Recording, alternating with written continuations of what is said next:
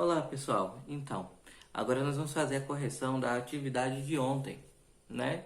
Do livro A Casa da Mosca Fosca, da Eva Majuto e do Sérgio Mora, da tradução da Ana Maria Noronha e da editora Livre, né? E aí a pergunta diz quantos personagens aparecem na história. Na verdade, são 9 personagens, né?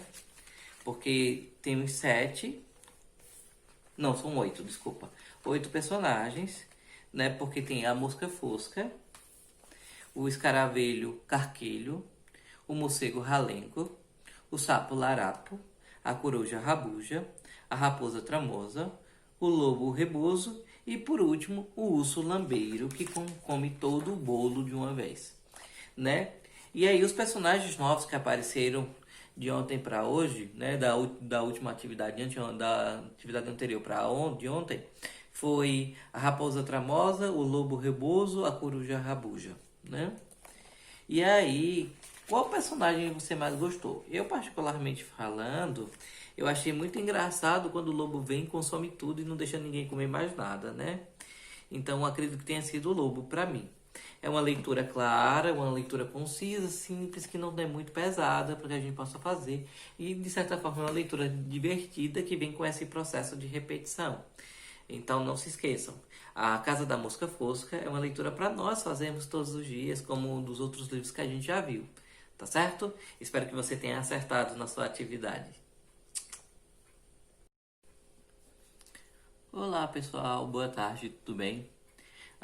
Hoje a gente vai estudar um texto novo, como a gente faz todas as aulas, né? Então, mas esse é um texto um pouquinho longo, então a gente vai ver ele em 2 aulas. O texto se chama A Criança Mais Velha do Mundo, tá? É um texto de Marcelo Romagnoli e as ilustrações são de Camila Carrossini e a editora dele é a Panda Books, né? O ano que ele foi impresso é o ano de, deixa eu dar uma olhada aqui, 2013, mas ele está na 2ª edição, certo? E aí, a criança mais velha do mundo. Vamos começar? Daqui a pouco já é depois. E de repente, até isso já era então. Antes que tudo passe, esta história é para lembrar que o mais divertido é estar no mundo e está agora.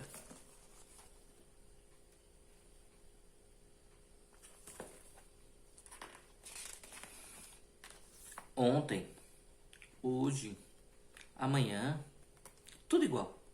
E ao mesmo tempo tão diferente. Hoje, por exemplo, é meu aniversário de novo.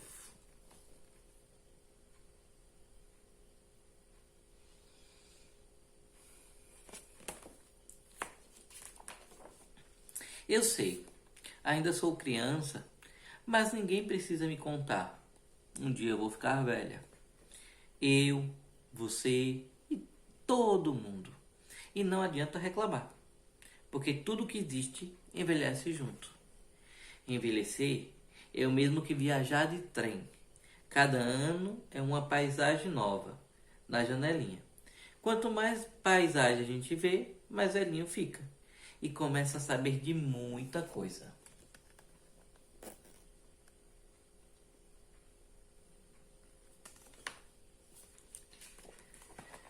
Começa a saber que envelhecer é tão divertido como brincar no escuro e não ter medo. Que é tão gostoso como nascer e não chorar. Que é como ter sono e poder dormir sem dor.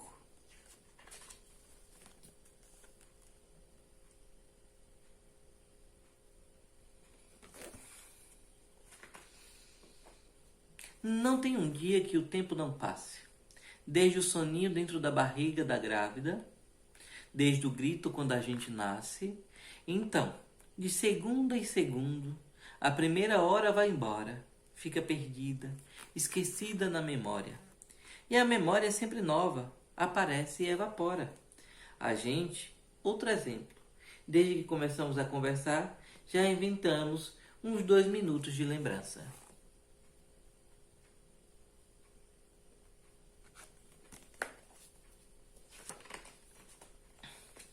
A lembrança é assim. Você enxerga, sente de repente, Tudo volta, quase vive, mas só na mente. O resto, o corpo, a coisa nunca aparece, fica ausente. A lembrança é clara e é escura, existe e não existe. Parece água, sabe? A gente pega, mas não segura.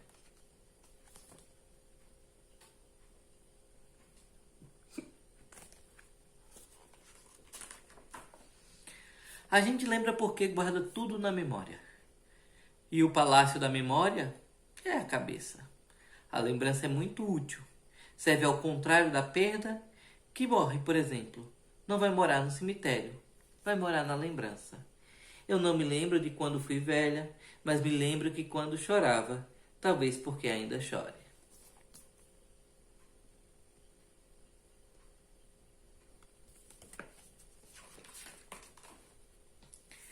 Como o tempo voa, disse uma vez um passarinho, e já era terça. Eu gosto muito das terças-feiras. Elas vêm depois das segundas e antes das quartas. E sempre foi assim. Ontem, hoje, amanhã. Sempre assim. Mas parece que ultimamente o relógio anda meio impaciente. Hoje a semana começa e já é terça. Quarta, não lembro se choveu. Na quinta comi alface, sexta nem vi, sábado não chegou, domingo dormi. Segunda foi ontem.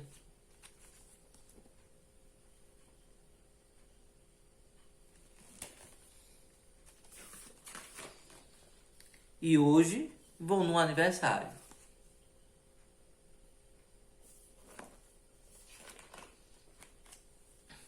Aniversário não espera. Atrasa a hora, mas não atrasa o dia.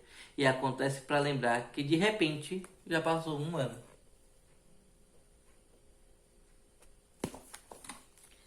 Então, amanhã nós veremos o restante dessa história. Essa é só a metade, tá? Então eu vou produzir a atividade, vou colocar no grupo e vocês vão responder para mim, tá certo? As mesmas perguntas que a gente responde sempre: qual é o nome do livro, qual é o título do nome do autor, qual é a editora. Essas perguntas a gente vai sempre estar respondendo para a gente estar exercitando a nossa prática. Mas aí eu vou perguntar para você: qual é o dia que você faz aniversário? Já faz um ano que você fez aniversário? Quantos aniversários você já fez? Tá? Eu vou colocar lá na atividade e você responde para mim. Nossa próxima aula será aula de ciência. Vamos falar de assunto muito interessante, tá? Então, até já! Olá, pessoal! A nossa aula de ciência hoje vai falar sobre recursos hídricos, né? E os recursos hídricos, eles são basicamente como o nome diz. Rico hídrico vem de chuva, de água subterrânea, de água em cima. Então, os recursos hídricos são, em outras palavras, toda a água que tem em cima, ou seja, superficial, em cima da terra e embaixo da terra, tá? Ou subterrânea, que é disponível para uso. Os recursos hídricos, eles são formados a partir do processo que a gente já deve ter ouvido falar anteriormente, que é o processo da evaporação da água do mar e dos rios e dos lagos. Ela evapora, forma as nuvens, depois as nuvens se condensam e chove, e a água infiltra no solo ou forma as grandes bacias hídricas, né, que são as barragens, os açudes, né? E aí, ou elas infiltram na terra, formando os lençóis freáticos. Né? Todo mundo já deve ter ouvido falar de alguém, por exemplo, que tem um poço em casa, ou alguém que mora perto de um sítio que tem um açude ou uma barragem, né? Todos esses são parte dos nossos recursos hídricos.